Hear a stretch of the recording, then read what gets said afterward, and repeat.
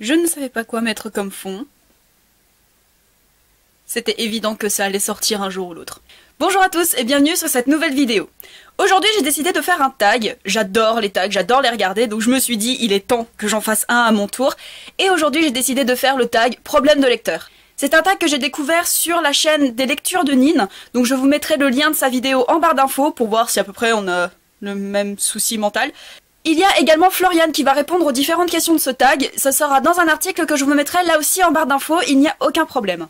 Donc si je regarde en dessous, c'est parce qu'il y a mon portable et j'ai mis les questions dessus. Hop. Allez, c'est parti. Question numéro 1. Tu as 20 000 livres dans ta palle, comment décides-tu de ta prochaine lecture? Alors ça, très franchement, ça va dépendre de mes envies. Il y a des fois, j'aurais plus envie de dystopie, il y a d'autres fois où j'aurais envie de romance. Un peu moins souvent de romance, j'aime beaucoup tout ce qui est fantastique, etc. Donc je vais souvent m'orienter vers ce genre de lecture, vers tout ce qui est fantastique, magie, mais après ça va vraiment dépendre de mes envies. Après, pour les 20 000 livres, à mon avis, il doit pas être très loin du compte. Question numéro 2. Tu as lu la moitié d'un livre et tu ne l'aimes pas. Tu abandonnes ou tu continues? Clairement, j'abandonne. Je déteste me forcer à lire quelque chose que je n'aime pas. Je suis un peu une lâche. Si ça se trouve, dans quelques mois, dans quelques semaines, je vais vouloir le reprendre et puis réessayer. Même si ça arrive rarement. Mais voilà, je préfère abandonner plutôt que de me forcer. Question numéro 3. La fin de l'année approche et ton challenge Goodreads n'est pas fini. Est-ce que tu essaies de te reprendre et comment?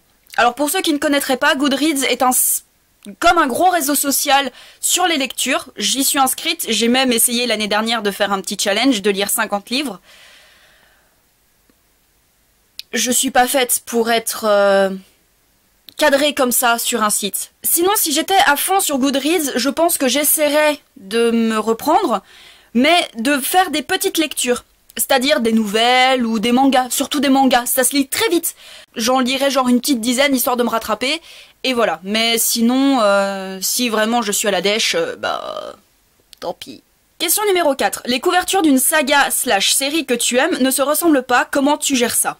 Je lance un appel. Qui, sur ce monde, peut supporter d'avoir différentes couvertures dans une même série? Je ne peux pas. Déjà dans ma précédente vidéo, je vous indiquais que j'espérais avoir tous les livres de Pierre Bottero en livre de poche. Parce que si je me retrouve avec d'autres couvertures, je vais pas le gérer. Non mais sincèrement, qui peut gérer ce genre de choses? Alors, autant si c'est un léger détail qui change sur la tranche. Ça va, ça passe. Ça passe. Mais si c'est vraiment toute la couverture, si c'est l'ensemble du livre qui change, je suis capable de me racheter la série dans la nouvelle édition. Je ne peux pas... Je peux pas avoir différentes couvertures.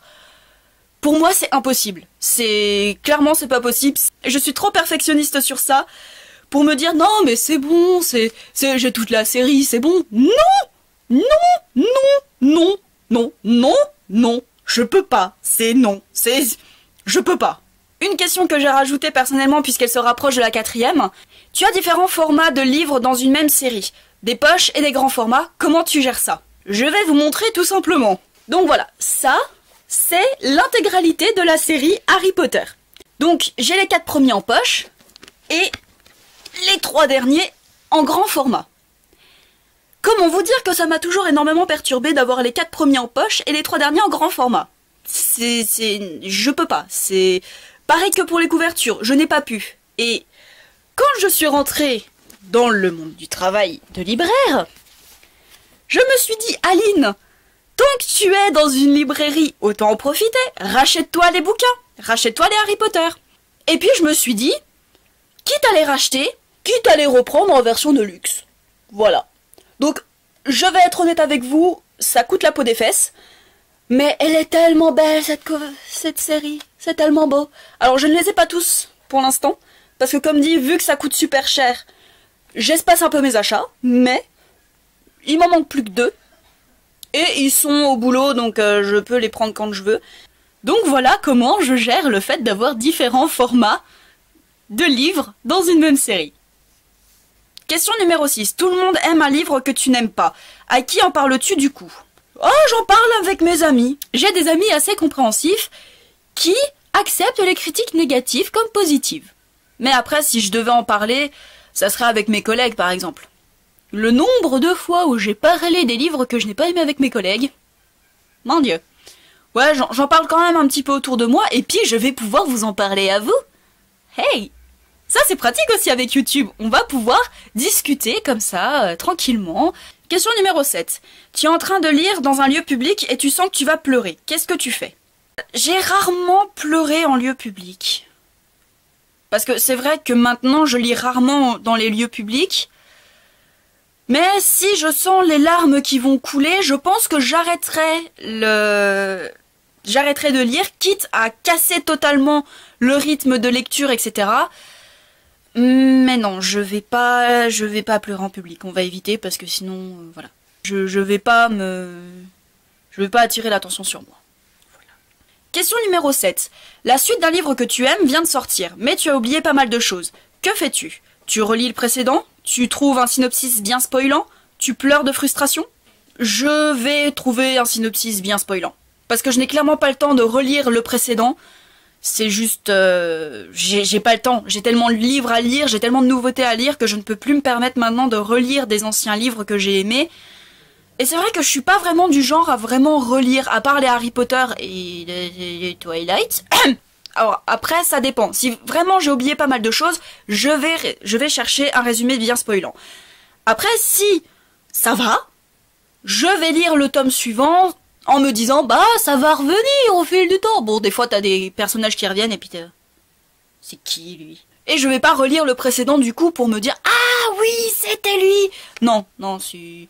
Je vais soit lire un résumé bien spoilant, soit lire la suite. Sauf si ça fait plusieurs années que j'ai lu le tome précédent, là, ok, je vais chercher tout de suite le résumé, mais voilà. Question numéro 9. Tu ne veux pas prêter tes livres. Comment dis-tu non gentiment si on te pose la question? Bah les pattes! Écoute, c'est pas contre toi, mais les seules fois où j'ai prêté mes bouquins, ils sont soit à jamais revenus, soit dans des états pitoyables.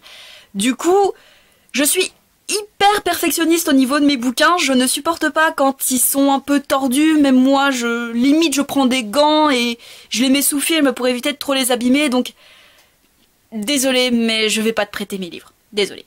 Question numéro 10. Tu as choisi et reposé 5 livres le mois passé. Comment gères-tu ta panne de lecture? Je la gère pas vraiment, je la laisse passer la plupart du temps. Ou alors je me tourne vers des mangas. J'aime lire tous les supports, ça y a pas de problème. Mais ça va plus arriver au niveau des romans, au niveau des livres à proprement parler, et moins au niveau des mangas, des BD ou des comics. Donc je vais plus aller vers ce genre de lecture plutôt que d'essayer de me forcer, parce que comme dit, je déteste me forcer. Je préfère laisser passer au niveau des livres plutôt que de me forcer et de me dire allez maintenant tu lis parce que t'as pas le choix. Non, j'ai le choix. Si j'ai pas envie de lire, eh ben je lis pas et puis voilà. Question numéro 11. Il y a tellement de livres que tu rêves d'acheter. Combien en achètes-tu réellement? Ça dépend des mois. Ça dépend des mois, mais je dirais environ 5. Au moins 5 tous les mois, je dirais. Bon, après, le nombre que je lis au final, on va passer. Ah bah bon bah je vais pas pouvoir la passer. Question numéro 12. Après les avoir achetés, combien de temps reste-t-il dans ta palle avant que tu ne les lises?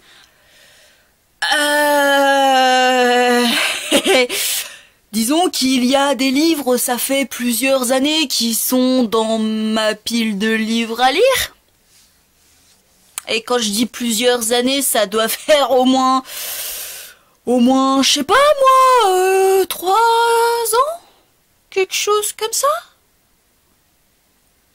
Non, plus sérieusement, c'est vrai que la plupart des livres restent dans ma palle assez longtemps parce que je suis une acheteuse compulsive.